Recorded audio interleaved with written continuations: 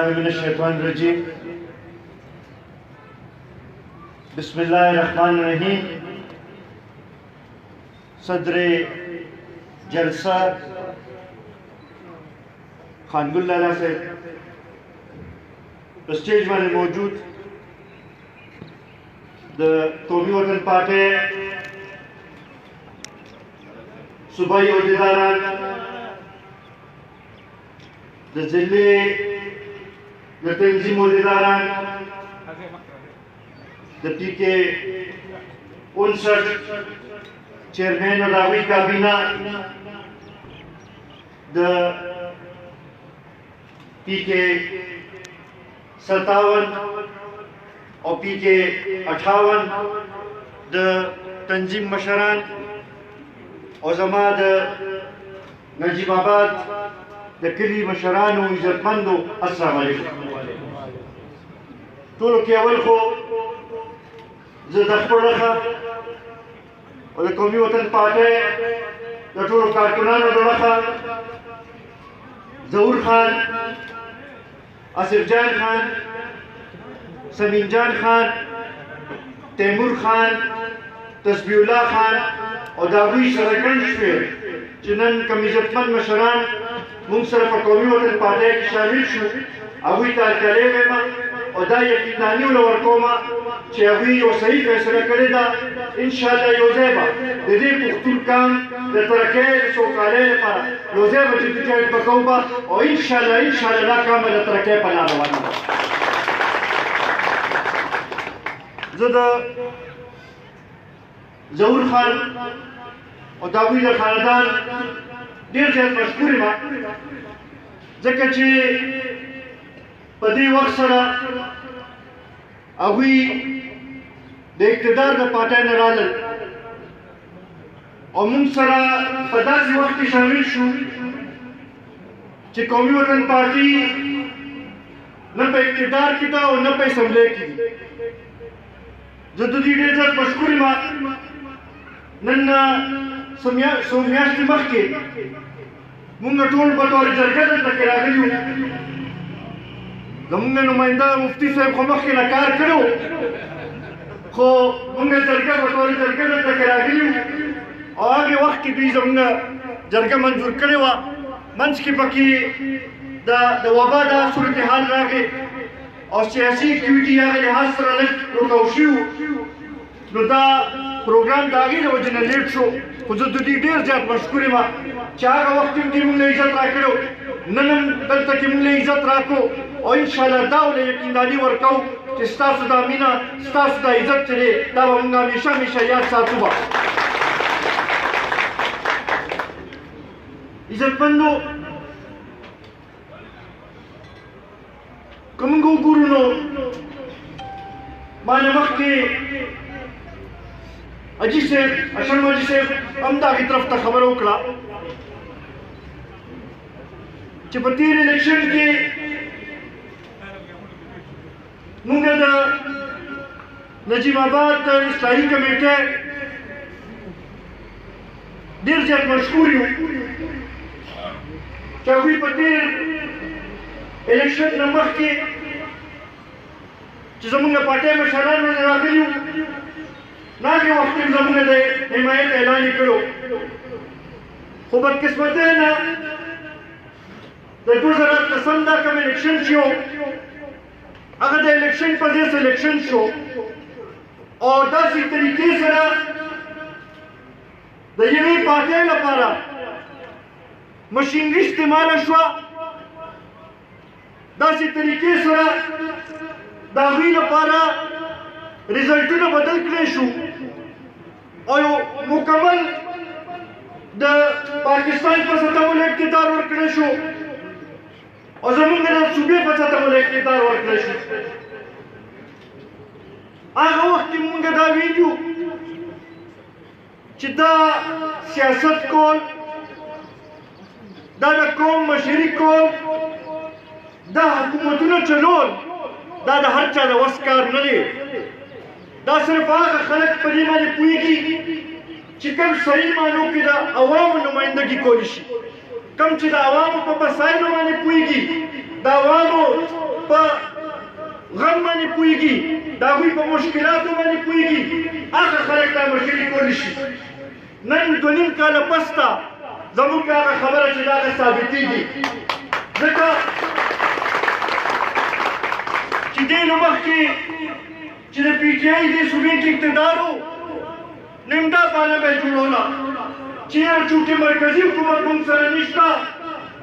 نو موږ ته رکاوټونه چورې کېږي او موږ ځکه د خلکو خدمت نشو کولی اوس خو هغه رکاوټ هم ختم شوی دی مرکز کې وزیر اعظم جدي دی او صوبې کې حکومت جدي دی خو که موږ وګورو نو چې کومې وعدې یې کړې وې کومو خبرو باندې چې د قوم نه ووټ غوښتي و نن په هغې باندې عمل موږ ته نه ښکاري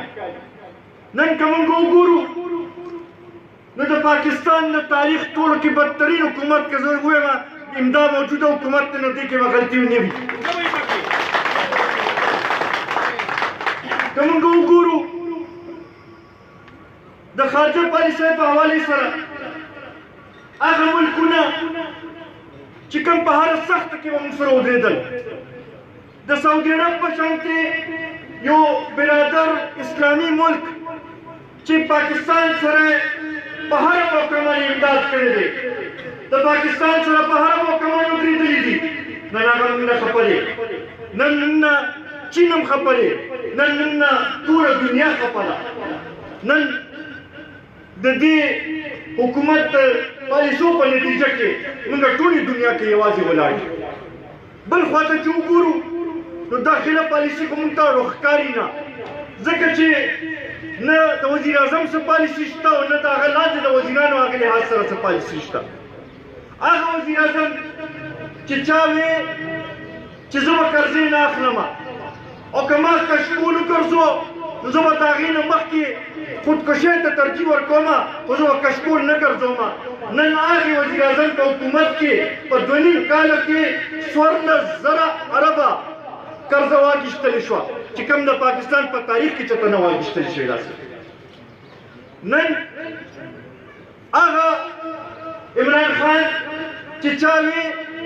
چې زه به IMF ته کله هم نه ځم او IMF پالیسۍ چې دي هغه د عوامو خلاف پالیسۍ دي موږ به د هغوی نه کله قرضه نه اخلو نن قرضه پرېږدی د ټول ملک وزارت خزانه او د ملک ټولې معاشي پالیسۍ چې دي هغه IMF ته حواله کړي دي او اوس هېڅ پروا نشته د قومو ته هېڅ فکر نشته نن که موږ وګورو چې په دې 2.5 کاله کې کومه ریکارډ ګراني راله نو زما خیال دی داسې حالات چېرته هېڅ چېرې موږ نه ولیدلې مشران دلته کې ناست دي دې نه مخکې هم ګراني راتله خو یو نرخ به مقرر شو موږ ته پته ولګېده چې اوړه 10 روپۍ ګران شو موږ ته پته ولګېده چې چیني 10 روپۍ ګران شو موږ ته پته ولګېده چې یاره پټرول چې دی 10 روپۍ ګران شو دې حکومت کې خو داسې ګراني ده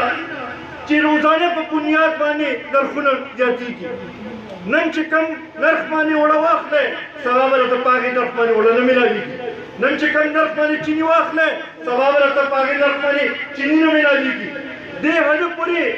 چې هغه دوایانې چې کوم د انسان د ژوند بچکولو لپاره دي هغه هم دومره ګرانې شوې چې د غریب د وسه بار شوي دي نن یو طرف ته د خوراکو څیزونه نور دا کم پټرول بجلي ګیس چې کوم ګران شوي دی هغې د وجې نه د غریبانانو چې دی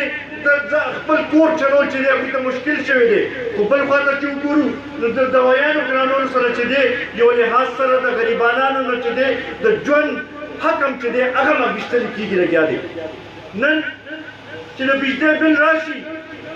نو زما خیال دی چې هر کور کې هغه رس چې دی هغه ماتم وي ځکه چې هغوی نه پوهېږي چې دا بل به د کوم طرف نه پوره کوو به هغه حکومت چې چا وی چې موږ به نظام بدلو چا وی چې موږ به د مدینې ریاست چې دی د هغې بنیاد به ایږدو چې چا وی چې موږ راشو ټول مسلې به حل کېږي ځکه چې دا نور خلک کرپټ دي او موږ کې کرپشن نشته او موږ دا مسایل حل کولی شو خو نن چې وګورو نو چې کوم مافیا ته دوی لاس اچوي د هغې نه بیا رسټو کېږي د هغې زور چې دی هغه عوامو له ورکوي د دې حکومت مثال چې دی هغه د هغې باچا د وخت دی چې یو باچا و هغه له یو کس راغی او یو درخواست یې ورله ورکړو چېرې ما سره فلاني کس زیاتی کړی دی باچا صاحب هغه سړی راوغوښتلو مقدمه یې واورېدله او دا فیصله یې وکړه چې یاره واقعي دا زیاتی شوې دی او وایي چې یاره دې سړي له چې چا زیاتی کړی چې ده له پانسي ورکړي جلاتو سره ولاړو هغه ورته وایي چې باچا صاحب ده له پانسي نه شو ورکولی دې ډېر طاقتور دی د ده دا سړک چې دی دا ډېر غټ دی دې کې زمونږ دا پړی چې دی دا پکې مونږ نه شو ورکولی مونږ ده له پانسي نه شو ورکولی باچا وایي چې ښه ده له نه شي ورکولی نو تپوس یې وکړي چې چا درخواست راکړو چې ده له ورکولی شي دغه جناب ورته وایي چې بلکل ده له ورکولی شوه باچا وایي چې خلاص ټیک ده بلکل دا پانسي دی دا چا چې درخواست راکړو ده له پانسي ورکړه د عمران خان حکومت داسې حکومت دی چې وایي چې زه د چینو مافیا ته لاس اچوم چې هلته کې وګوري د جهانګیر ترین راوځي نور داسې وزیران راوځي چې هغه د ده د کابینې حصه وي نو بیا پوهېږي چې دې ته خو لاس نشم اچولی وایي یاره دا ټول زور د عوامو نه وباسه چې خبره شي وایي چې یاره کرپشن والا خلک ته زه رانیسم چې وګوري نو هغه خو د ده ارد ګرد چې دی هغه خلکو کې کرپشن راوځي نو وایي چې یاره دا خلک پرېږدی د عوامو نه دا زور وباسئ ټیکسونه پرې زیات کړئ د دې خلکو نه چې دی دا زور وباسئ داسې حکومت چې دی دا نور موږ ته منظور نه دی داسې حکومت چې دی نور چلېدی نه شي ځکه چې دې کې د خلکو چې دی د هغوی مسایلو کې اضافه شوې ده دې کې کمۍ نه دی راغلې نن همدغه وجه ده چې د ملک ټول سیاسي جماعتونه را یوځای شوي دي او د یو تحریک آغاز یې کړی دی د پاکستان ډیموکریټک موومنټ په نوم باندې په هغې کې قومي وطن پارټي په دې باندې حصه ده چې موږ دا ګڼو چې د دې وخت ضرورت دا دی چې صحیح معنو کې جمهوري نظام دې دلته کې راشي صحیح معنو کې الیکشن دی وشي شفاف الیکشن دی وشي او هر اداره چې ده هغه د خپل دایره اختیار کې دننه کار کوي د یو بل په اختیار کې چې دی ګوتې دې نه وایي دا د دې وخت ضرورت دی هله به د ملک مسایل حل کېږي هله به د دې غریبانانو مسایل حل کېږي بیا سره موږ دا هم ویل غواړو چې څو پورې په دې ملک باندې د دې عوامو چې د دوی صحیح حکمراني نه وي چې دوی د منشا حکومت نه وي نو هغې پورې مسایل حل کېدی نه شي همدغه وجه ده چې موږ د پاکستان ډیموکریټک موومنټ چې دی د هغې حصه جوړ شي او انشاءالله په دې کې به د تحریک آغاز چې دی هغه د 8 تاریخ نه کېږي لګیا دی د 4 غټې جلسې به کوو به د هغې نه پس به بیا په جنوري کې به اسلام آباد ته به هم ځو به او د عمران خان ته به ښیو چې تا د دې قوم سره وفا نه ده کړې تا د دې قوم مسایل نه دي حل کړې تا د غریبانانو چې دی د هغوی په مسایلو کې اضافه کړې ده نو مونږ نور دا نشو برداشت کولی چې ته دغه ځای کې ناست دی ځکه چې غریب چې دی څو پورې چې هغه خوشحاله دی د هغې مسایل نه حل شوي دا ملک ترقي نشي کولی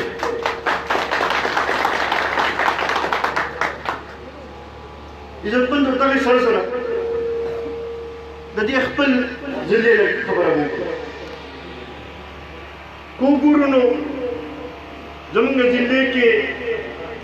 2 د قومي اسمبلۍ سیټونه دي او 15 د صوبایي اسمبلۍ سیټونه دي که وګورئ نو سوای د یو صوبایي اسمبلۍ سیټ نه ټول تحریک انصاف ته میوه شوي زه د ستاسو د نمایندګانو نه دا تپوس کوم چې تاسو خو هم راشئ دې قوم ته لږ خپل کارکردګي وښایئ تاسو د ضلعې نه څه وړل تاسو دې ضلعې نه کومه ترقي راوستل دې 2 کاله کې تاسو کوم داسې مسایل د دې ضلعې حل کړل چې هغه موږ ووایو چې یاره واقعي ده چې تاسو د دې قوم طرف ته توجه ورکوئ لږ زمونږ یو ممبر صاحب د دې نه چې دی هغه صرف په دې باندې خبرې خاص کر د نجیب آباد نه چې یاره په الیکشن کې چې دی د دې ځي خلکو چې دی هغې بلې پارټۍ له ووټ ورکړو نو وایي چې یاره زه به یو خط هم دلته کې نه لګوم زه ورته دا ویل غواړم چې خان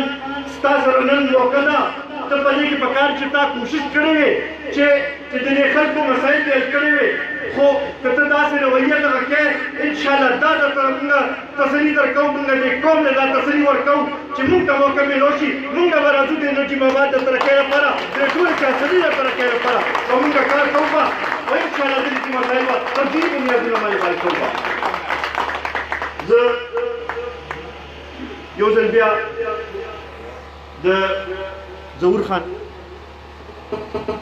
چې یو ډېر فعال کردار والا کس دی یو ښه سیاسي سوچ لري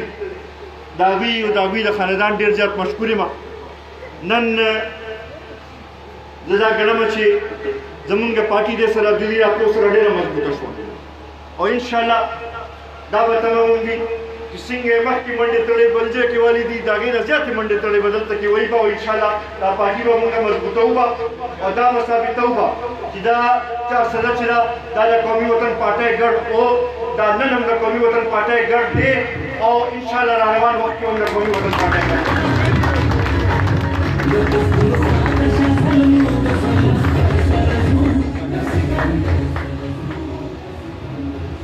د خپل لخوا او د پارټۍ د کارکونانو د لخوا د چارسدې خلکو سره دا لوس کوم ټولو پښتنو سره دا لوس کوم چې ستاسو د حق لپاره به اواز به موږ چوټو جدوجہد به هم کوو ستاسو د مسایلو د حل لپاره کوشش به هم کوو په دغې لپاره که ضرورت وي زور به هم لګوو زور به هم استعمالوو هر قسمه حربه به استعمالوو خو ستاسو مسایل به حل کوو او څنګه چې شهید وطن حیات محمد خان شیرباو د خپل وینې قرباني ورکړې وه د وینې قربانۍ نه به وروستو کېږو نه تاسو راورته هر موقع باندې پاتې کېږو ډېره مهرباني